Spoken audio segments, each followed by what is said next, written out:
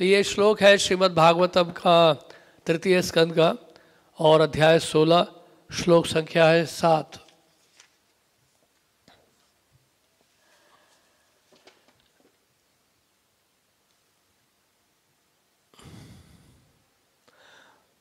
यस्सेवया चरण पद्म पवित्र रेणुम्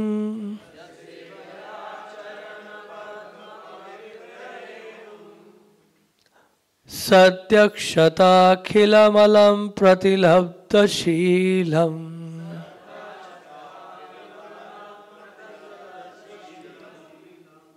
न श्रीविरक्तमपि मां विजहाति यस्यः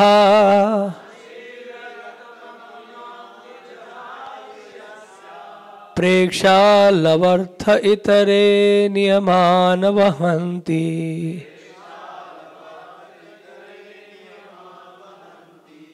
बोले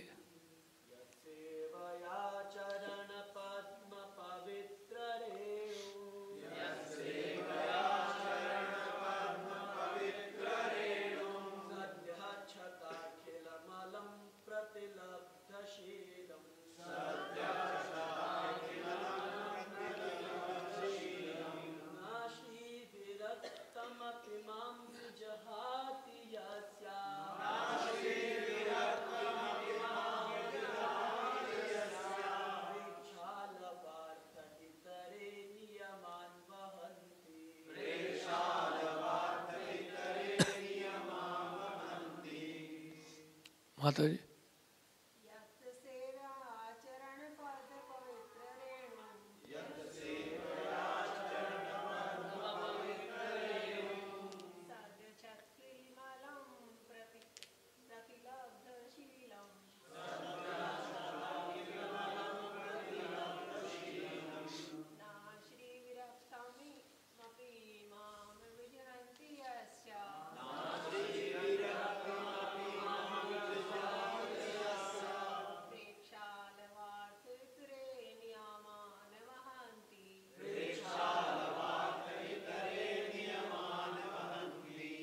यत् जिसकी सेवया सेवा द्वारा चरण पांव पद्म कमल पवित्र पवित्र रेणु धूल सद्यः तुरंत क्षत पहुंची गई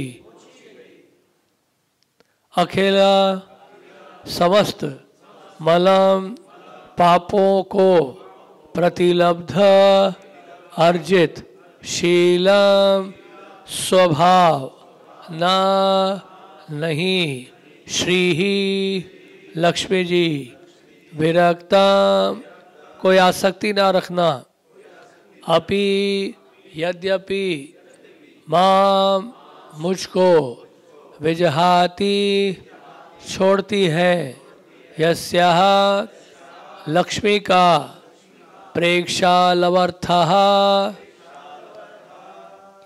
थोड़ी भी कृपा पाने के लिए इतरे अन्य यथा ब्रह्मा जैसे नियमान पवित्र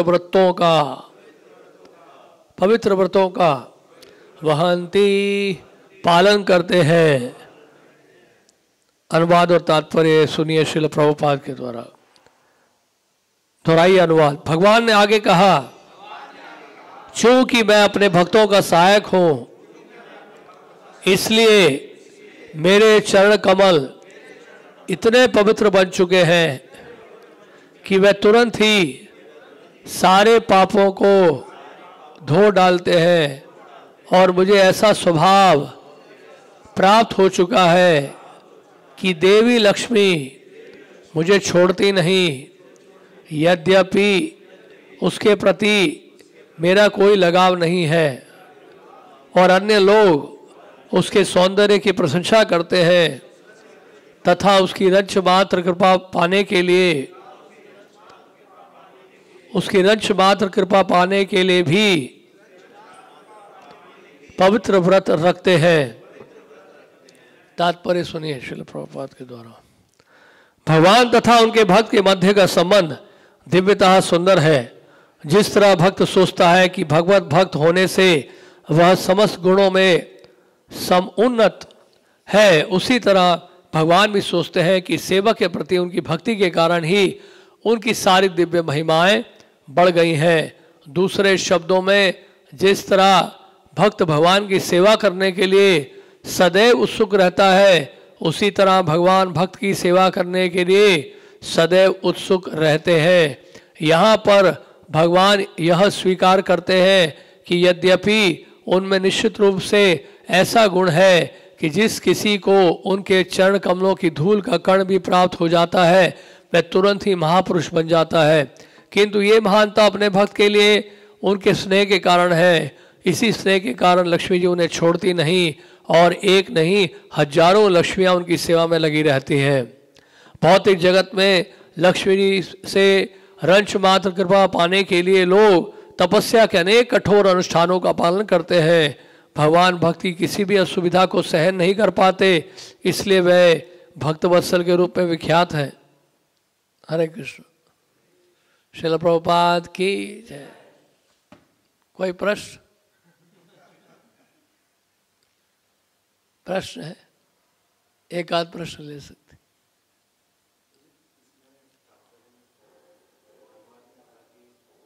एक्चुअली मेरा दोनों ईयर्स ब्लॉक्ड है, सम प्रॉब्लम, तो थोड़ा जोर से बोलना पड़ेगा।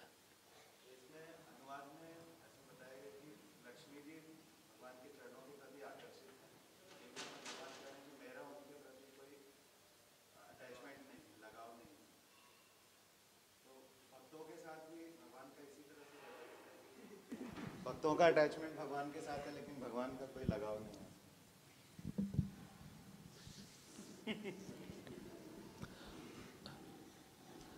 भगवान का भक्तों से बड़ा विशेष प्रेम है।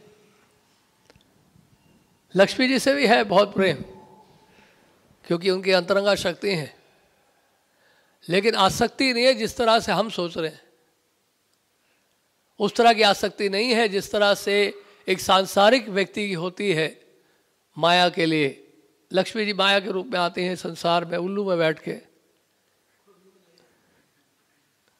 तो भगवान की आसक्ति उस तरह की नहीं है। लक्ष्मी जी उनकी अपनी अंतरंगा शक्ति है भगवान की, और स्वाभाविक है भगवान के लिए उनका प्रेम है उनसे, लेकिन वो आध्यात्मिक धरातल पर है, भौतिक धरातल पर नहीं है। भक्त भी लक्ष्मी जी से प्रेम करते हैं कृष्ण की सेवा में लगाने के लिए। जैसे प्रभुपाद ने कहा कि क्या आप जितना धन देना चाहो मुझे दे सकते हो, मैं हाथ खोल के तैयार खड़ा हूँ, आप देते जाइए मैं लेता जाऊँगा। प्रभुपाद से एक शिष्य ने बोला कि प्रभुपाद एक संत के बारे में बताया कि एक संत हैं जो धन को छूते भी नहीं है। प्रभुपाद अखबार में उनके बारे में आया है, उनके बारे में खबर आई है कि वो धन को छूते भी नहीं है, देखते भी नहीं है। प्रभुपाद ने कहा मेरा भी चित्र डालो अखबार में, ये दिखाओ कि मैं धन ले रहा हूँ, लेकिन कृष्ण की सेवा के लिए।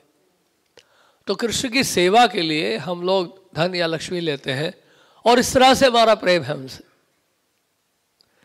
अनासक्त विषयान यथारम उपयुंजतः निर्बंधः कृष्ण संबंधे युक्त वैराग्य मुच्यते।